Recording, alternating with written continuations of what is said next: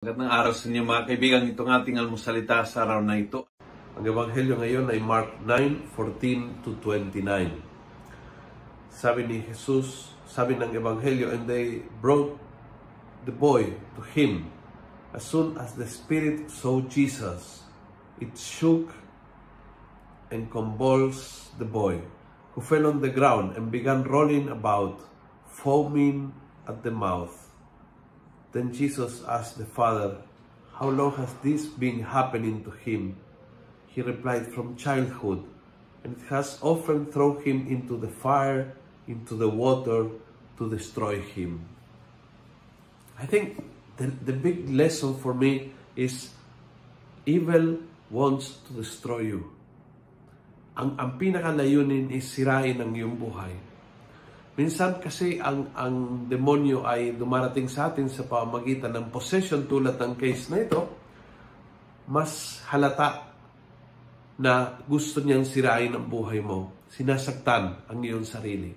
Oftentimes, mas madalas, dumarating sa atin sa pamamagitan ng isang kaaya-aya na tukso. Sa pamamagitan ng isang pangyayari na, yes, alam ko na hindi tama itong ginagawa ko, pero sarap naman eh. Masaya naman eh. Saglit lang ito eh. Hindi ko naman gagawing ugali. Ano lang ito? Minsan lang ito. Dumarating sa atin na sobrang kaaya-aya, sobrang attractive, sobrang do it at masarap, do it at kaya mong itigil anytime, do it at pa-experience mo lang. It comes in a very attractive way.